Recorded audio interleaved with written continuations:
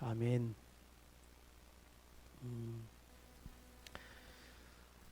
맹자라는 중국의 사상가는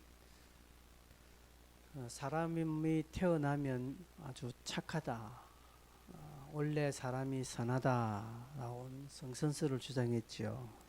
근데 반대로 순자라는 사상가는 악하다라고 말했습니다. 성악설을 주장했지요. 순자의 어떤 사상이 더 성경에 좀 가깝지 않나 봅니다. 우리 아담의 범죄로 이 땅에 죄가 들어오게 되었고, 그 죄는 아담 안에서 이제 태어난 모든 자에게 전가되었습니다. 그래서 인류는 태어나면서 죄의 본성을 가지고 태어납니다. 영적인 죄와 죄의 본성을 가지고 태어난다, 이 말입니다. 물론 하나님의 형상으로 우리가 지음바 되었기 때문에 하나님의 그 인간에게는 또 하나님의 거룩과 선이 또한 있습니다. 그러나 근본적으로 우리는 죄악 가운데 태어나기 때문에 이 순자가 주장하는 성악설이 어느 정도 조금 가깝지 않나 이렇게 봅니다. 그러나 이것이 옳다라고는 말할 수는 없습니다. 왜냐하면 어린아이들을 보면 우리가 순수하다라고 말하지 않습니까?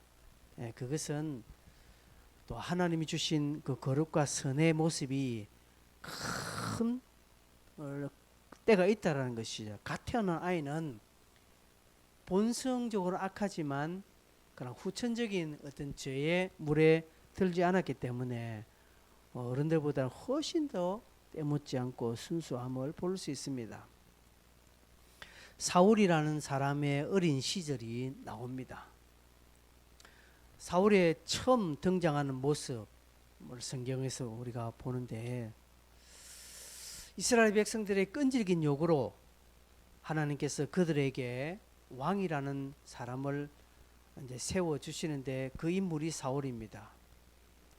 이 사울을 이제 등장시켜 주면서 얼마나 하나님께서 이스라엘 백성들의 입맛에 맞는 딱 사람을 지금 세우고 있는가를 볼 수 있습니다. 그러나 우리가 성경을 아는 바 하나님의 시각과 사람의 시각은 다르다는 것을 우리는 잘 압니다. 하나님은 중심을 보신다고 했습니다. 사람은 외모를 보거니와 하나님은 중심을 보신다라고 했습니다. 그래서 철저하게 지금 이 9장 10장에는 하나님께서 이스라엘 백성들이 요구하는 대로 다 들어줍니다. 지난 수요일날 말씀 드렸습니다마는 왜 하나님께서 그들의 요구를 들어주셨습니까? 그건 심판이라는 것이죠. 여러분, 하나님이 내 기도를 다 들어주셨다고 해서 우리가 좋아할 수 없습니다. 때로는 응답받은 것에 대하여서 내 책임을 크게 묻고 결국 그것이 심판의 잣대가 될 수 있다는 것이죠. 하나님께서 이스라엘 백성들의 요구를 다 들어줍니다. 철저하게 인간적으로 다 들어줍니다. 오늘 본문에 보면 이 사울의 외적 배경, 사울의 조건들이 얼마나 이렇게 훌륭한지 모릅니다. 그래서 그들이 기뻐하는 대로, 사람들이 기뻐하는 대로, 그 백성들이 기뻐하는 대로, 그들의 마음에 흡족한 대로 딱 세워 주시는 것을 볼 수 있습니다. 1절에 보면 유력한 사람이다 라고 말합니다. 사울의 아버지 기스라는 사람은 베냐민 지파의 아주 유력한 사람이다 라고 말합니다. 우리가 알지만 베냐민 지파는 이스라엘 지파 중에서 가장 작은 지파입니다. 그래서 이스라엘의 초대 왕이 제일 작은 지파에서 나오는 것은 하나님께서 아마 제일 작은 지파에서 왕을 세움으로 말미암아 큰 지파들의 어떤 갈등을 최소화시키지 않았나라고 볼 수 있습니다. 아마 유다 지파나 므낫세 지파나 이런 땅덩어리 크고 좀 인구가 많은 곳에서 왕이 나왔다면 서로 경쟁이 되는데 아주 작은 지파에서 나오니까 큰 지파에서는 뭐 큰 그게 염려가 안 되거든요. 그래서 어떤 정치적인 어떤 사전의 갈등을 미리 하나님은 딱 방지시켜 놓고 이제는 베냐민 지파에서 나왔으니까 할 말이 없습니다. 작은 지파에서 나왔으니까 뭐 거기에 입댈 거 없습니다. 큰 지파의 사람들은 아이고 작은 지파에서 나왔으니까 뭐 이렇게 애교로 봐주는 것 같습니다. 그런데 또 하나는 그 작은 지파이지만 아주 유력한 집이라고 말합니다. 여기에 유력하다라는 것은 몇 가지 뜻이 있습니다. 첫째로는 물질적인 것입니다. 그러니까 이 사울의 집안이 얼마나 좀 풍부한 집이었는가를 알 수 있습니다. 또한 그의 아버지, 사울의 아버지 기스, 그 위에 또 아비엘, 또 베고라, 또 아비야, 쭉쭉쭉 이렇게 그 할아버지들의 이름을 소개하는 것은 이들은 아주 용맹한 장수였음을 보여주고 있습니다. 유력한 집안이라 이스라엘의 정복 전쟁 때 이 집안에서 얼마나 큰 또 활약을 했는가를 보여주는 용맹하다는 뜻이 있습니다. 또 유력하다는 것은 도덕적으로 인격적으로 아주 사람들에게 인정을 받는다는 의미입니다. 한마디로 유력하다라는 것은 어디 내놓아도 손색이 없는 집안이다라는 것이죠. 이것은 나중 다윗의 집안과 비교하면 엄청난 차이가 나는 것이죠. 다윗의 집안은 볼품없는 집안이고 유력하지도 않습니다. 그러나 사울은 아주 유력한 집안에서 태어났다. 왕이라면 이 정도 되어야 되지 않겠나라는 것이죠. 이스라엘 백성들의 입을 하나님이 닫아버립니다.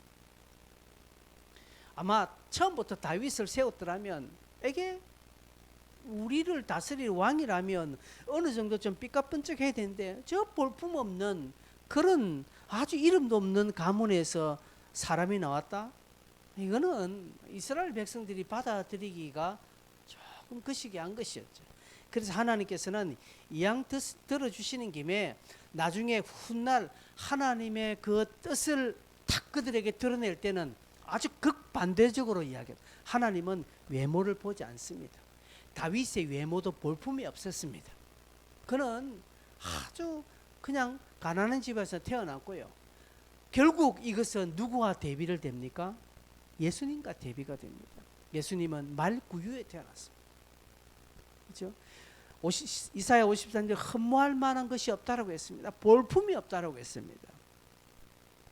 그러니까 하나님은 무엇을 보냐 하는 것을 나중에 좀 더 극대화시켜 보여주시기 위해서 지금 이스라엘 초대왕은 삐까뻔쩍한 집에서 또 외모를 한번 볼까요? 2절에 보면 기스에게 아들이 있으니 그 이름은 사울인데 준수한 소년이다라고 말합니다. 아주 준수한 청년이라는 말은 외모를 말합니다. 외모, 당시의 얼짱입니다. 이스라엘 자손 중에서 이만한 자가 없다라고 말합니다. 이스라엘 자손 중에 그보다 더 준수한 자가 없고 키는 모든 백성보다 어깨 이만큼 더 컸더라고 말합니다. 최소한 2m 정도 됐을 것 같아요. 그렇죠?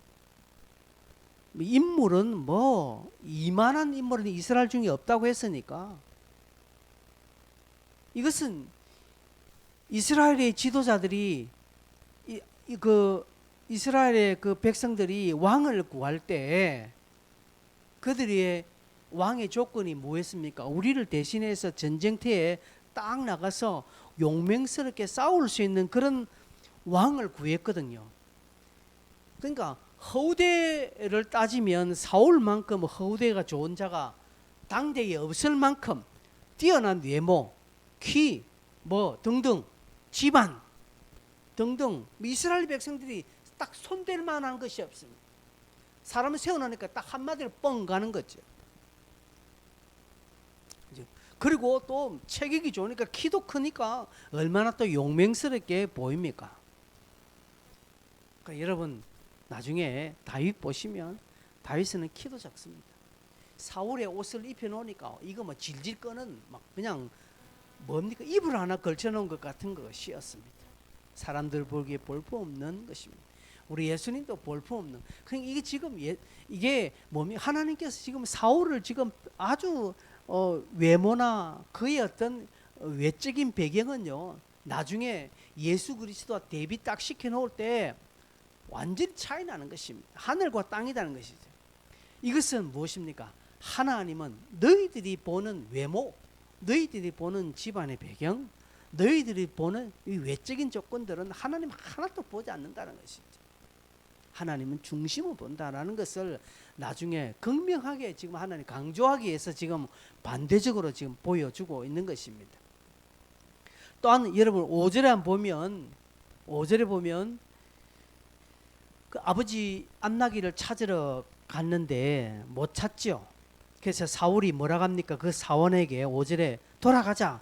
내 아버지께서 암나기는 고사하고 우리를 위하여 걱정하실까? 내가 좀 걱정이 된다는 것이죠.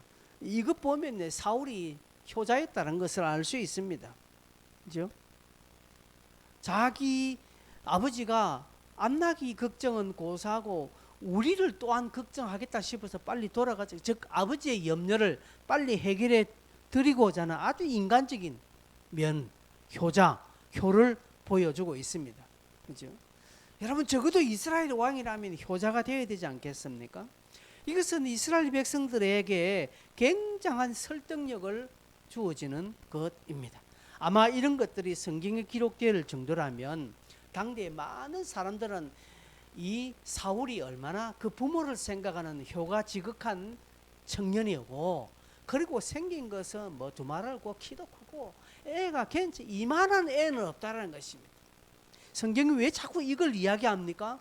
이스라엘 백성들이 요구하는 왕의 조건에 딱 맞는 자를 하나님이 세워주신 것이 지금. 그러나 그들이 요구하는 것에 딱 100% 맞은 왕을 세워줬더니 나중에는 나라를 다 망쳐먹는 것이고, 나중에 이 사울이란 것은 엄청나게 백성들을 위협하는 존재로 결국 이 백성들은 사울을 세운 것을 원망할 정도로 가는 것이죠. 이스라엘 백성들의 착오, 이스라엘 백성들의 실수를 하나님께서는 지금 그렇게 만들어 가시는 것 같아요. 이 정도로 그들의 요구 조건에 딱 맞는 자들을 붙여주시는 것입니다. 그러나 여러분 아무리 효자라 할지라도 궁극적으로 우리가 하나님의 어떤 권능 아래 효를 발휘해야 그 효가 진짜입니다. 그러나 효는 신앙의 뿌리를 두어야 됩니다. 신앙의 뿌리를 두지 아니한 효는 아무런 쓸모없는 것입니다. 그래서 에베소 6장 1절에 사도 바울은 뭐라고 말합니까? 주 안에서 너희 부모를 공경하라고 말합니다. 주 안에서. 이게 뭡니까? 효의 뿌리는 하나님을 향한 믿음에서 출발하는 것이지 인간적인 것 아니라는 것이죠. 그래서 부모가 너 예수 믿지 마라 라고 했을 때 부모가 그렇게 명령하니 부모의 마음을 알아들어야 된다고 해서 내가 예수 안 믿는다. 그 효는 효가 아니라는 것이죠. 주 안에서 부모를 공경하라, 순종하라는 것은 어떤 의미인가를 우리는 알아야 합니다. 또한 7절 이하에 보면 7절 8절 보면 사울이 얼마나 또 종교적인 의무를 다하는 사람인가를 볼 수 있습니다. 암나기를 찾지 못하고 있을 때 이제 이 사울의 종인 이 사환이 선견자를 우리가 찾아가자. 옛날 옛적에 이스라엘 사람이 하나님께서 물으려면 선견자에게 찾아가자라는 그런 말이 있었으니 우리가 선견자에게 찾아갑시다 라고 이렇게 말합니다. 그렇게 하니까 사울이 뭐라고 말하냐면 8절에 보면 내 손에 은 한 세겔의 4분의 7절에 보면 사울이 그렇게 말합니다. 사환에게 우리가 선견자에 갈 때 뭐가 가지고 와야 되는데 지금 우리 주머니에 먹을 것이 없고 하나님의 사람에게 드릴 예물이 없다라고 이야기합니다. 이게 뭡니까? 이 말은 사울은 그 당시 종교적인 어떤 그런 의무들 또 이 종교적인 이런 행정적인 면에 있어서 문외한이 아니었다는 것이죠. 선지자를 찾아갈 때에 뭔가 예물이 있어야 된다는 당시에 그런 그들의 관습과 습관을 잘 알았다는 것이죠. 이거는 당시 건동 지방에 흘러내려오는 그런 아주 유서 깊은 전통이죠. 건동 지방에서는 팔레스타인에서는 윗 어른들을 찾아갈 때는 항상 어떤 예물을 지참해야 되는 그런 습관이 있었습니다. 이 관습은 성경에도 드러나는 것이죠. 그래서 선지자에게 반드시 뭐 빈손으로 가는 것은 안 되는 것입니다. 이것은 열왕기상 또 14장에도 나옵니다. 열왕기상 14장 3절에 보면 이 여로보암이 그 아내에게 선지자에게 가서 좀 자기 아들, 이 여로보암의 아들이 지금 병들어서 죽게 되어 있었거든요. 그래서 그의 아내에게 부탁을 합니다. 네가 좀 변장을 하고 선지자에게 좀 찾아가서 우리 아들이 어떻게 될 것인가 좀 물어봐라 라고 할 때에 그대 손에 떡 10개와 과자와 꿀 한 병을 가지고 그에게 가라고 말합니다. 구약시대는 이 선지자들에게, 선견자들에게 갈 때는 빈손으로 가지 않는 것입니다. 예물을 드리는 것입니다. 이것은 하나님을 의지하는 그런 하나님을 향한 종교적인 열심, 종교적인 최선을 의미하는 것입니다. 사울은 이것을 잘 알았습니다. 어릴 적부터 신앙생활을 했기 때문에 잘 알았습니다. 이것도 뭘 말하는 것입니까? 종교적으로 봤을 때 이스라엘 백성들이 당시 종교적인 그 관습을 받을 때 사울은 흠이 없는 자였어요. 그리고 또 여러분 10절 한번 볼까요? 10절을 보면 사울이 그의 사원에게 이르되 네 말이 옳다라고 그의 종의 말을 듣습니다. 종이 이렇게 하자라고 하니까 그래 네 말이 맞다라고 자기 종의 음성에 귀를 기울이는 자입니다. 무엇을 말합니까? 겸손한 자로 지금 설명하고 있는 것입니다. 자기 종, 부리는 종의 말에 귀를 기울일 만큼 사울은 당시 진지했고 겸손했음을 볼 수 있습니다. 이런 겸손은 그가 나중에 왕으로서 선출되는 과정에 나타나죠. 자기 집에 사울이 왔을 때 그는 숨었습니다. 행구 뒤에 장독대 뒤에 숨었다라는 것이죠. 그래서 숨어서 자기 자신을 얼마나 겸손히 낮추는지를 우리는 봅니다. 이만큼 사울은 겸손했습니다. 이것 또한 무슨 말입니까? 이스라엘 백성들이 볼 때에 사울은 참 겸손하다. 자, 여기까지 이렇게 보면 사울은 완벽한 사람입니다. 유력한 집안의 아들이죠. 그리고 뭐 외모는 어디에 내놔도 뭐 부족함이 없는 그런 외모. 키라면 키, 용맹이라면 용맹, 인물이라면 인물, 뭐 인품이라면 또 인품, 효로 따지면 또 그 효, 종교적인 어떤 열심과 또 최선, 또 자기 부리는 종의 말까지 들어주는 그런 겸손한 인품, 어디 하나 빠질 데 없는 인물이라는 것을 보여주는 것입니다. 이것은 이스라엘 백성들이 요구하는 입맛에 딱 맞다는 것이죠. 그들이 요구하는 것에 있어서 하나님은 플러스해서 덤으로 더 그들이 어디 하나 입대지 못할 정도로 사울을 완벽하게 하나님은 그들에게 보여주는 것입니다. 사울의 초창기 모습입니다. 사울의 젊었을 적 모습입니다. 한 번만에 백성들의 존경을 받을 만한 인물입니다. 하나님은 이스라엘 백성들을 그렇게 충분히 만족시켜 주었습니다. 그러나 여러분, 이 만족이 달가운 만족이 아닙니다.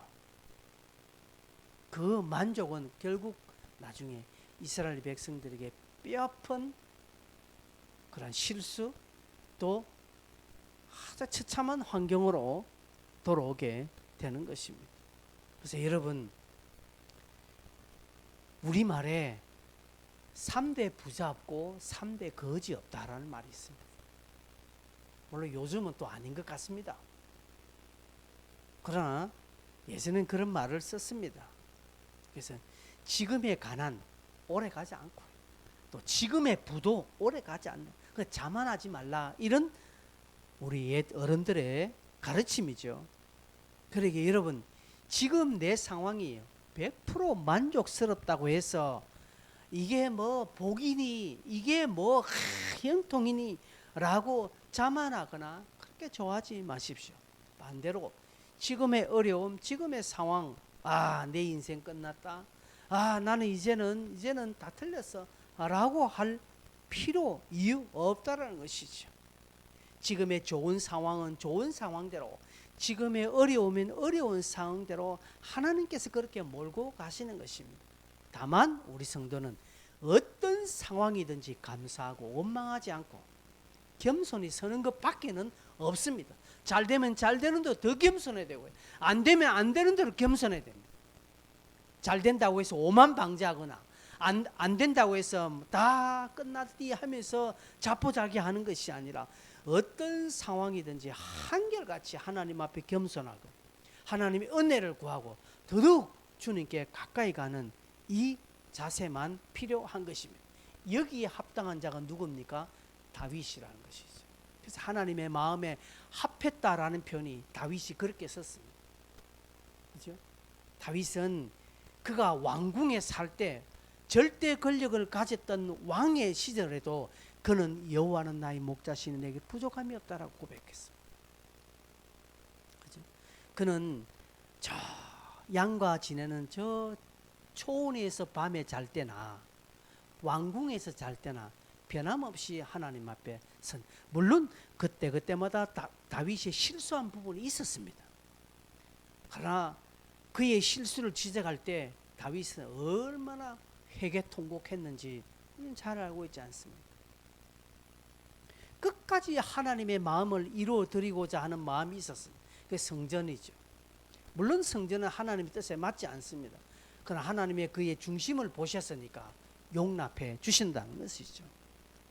오늘 이 사울의 초창기 모습을 보면서 여러분, 우리는 또한 하나님의 결말을 볼 줄 알아야 합니다. 하나님은 결코 외형을 보시지 않습니다. 하나님은 결코 외적인 조건으로 만족해하는 이 우리의 삶의 모습을 기뻐하지 않습니다. 하나님은 오늘 우리 안에 가지고 있는 가장 기본적인 마음들을 기뻐하시는 것입니다. 끝까지 하나님만 의지한, 끝까지 하나님이 나의 왕으로 서기를 원하는 것입니다. 끝까지 하나님이 나의 통치자로, 그죠? 우리 조금 전에 찬양했습니다. 내가 주인 삼은 모든 건 내려놓는, 그죠? 자꾸 우리는 자주 까먹지 않습니까? 어느덧 내가 보면 나도 모르게 내 삶의 주인이 또 다른 것으로 가 있거든요. 그럼 그걸 발견했을 때는 그걸 빨리 내려놓고 주님을 다시 나의 왕으로 모시는 것입니다.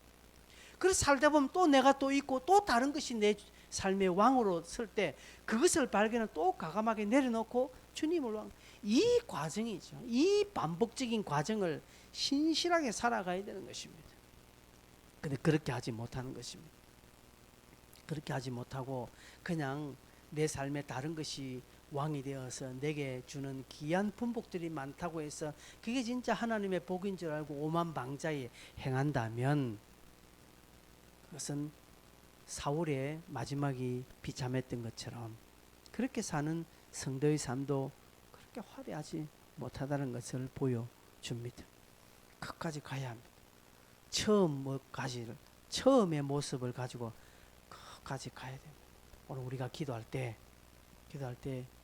우리의 신앙이, 그 첫 신앙이 끝까지 가야 합니다. 그죠? 근데 우리는 그렇게 가지 못합니다. 저도 마찬가지고 우리 모두 다 그렇게 가서 갑니다. 변질되고요, 변절되는 것입니다. 그죠? 좀 안다고 해서 거들먹거리고요. 신앙생활 30년, 40년 했다 뭐 다 아는 것처럼 거들먹거리는 것들이 많습니다. 우리는 그럴 때마다 다시 제일 초창기 모습으로 돌아가려고 하는 그런 노력이, 그런 우리 애쓰는 걸음들이 있어야 합니다. 오늘 다시 한 번 더 왜 사울의 초창기 모습을 이렇게 성경은 자세하게 기록해 놨을까요? 그렇죠? 나중에 하나님은 어떤 사람을 쓰신다라는 것을 보여주기 위해서 지금 이것을 부각시키는 것입니다. 너희들은 이것 보고 만족하지만 나는 아니다라는 것이. 결국 예수 그리스도가 어떤 자가 되었습니까? 결국 구유에 태어나고 그리고 33년간은 그렇게 별 볼 일 없이 비참하게 살다가 비참하게 십자가에 죽고 그렇게 가는 것을 하나님의 뜻을 따라 살았기에 결국 부활하시는 그 주님을 우리에게 보여주면서 우리 또한 그러한 삶을 살아야 할 것을 말씀해 주셨습니다. 다시 한 번 더 말씀을 생각하면서 우리가 이 시간에 한 가지로 한번 먼저 기도했으면 좋겠습니다. 여러분 처음 마음을 구하시길 바랍니다. 처음, 그죠? 어디 뭐 처음까지 거창하게 이야기할 필요 있습니까? 그죠? 작년에 좋았던 모습이 있었습니다. 2021년보다 2020년이 내가 더 좋았을 수 있어요. 그죠? 그때 돌아가면 됩니다. 아니 오늘보다 어제가 더 좋았을 수 있습니다. 예, 그때 돌아가면 됩니다. 오늘보다 더 좋았던 그 시절로 그 신앙의 상태로 돌아가는 하나님, 내가 겸손히 주의 은혜를 구할 때 그죠? 그 시절로 돌아가게 해주십시오. 다시 한 번 더 첫 마음으로 돌아가게 해달라고 같이 한번 이 시간에 주여 한번 부르고 통성을 한번 기도하겠습니다. 주여, 주님 이 시간에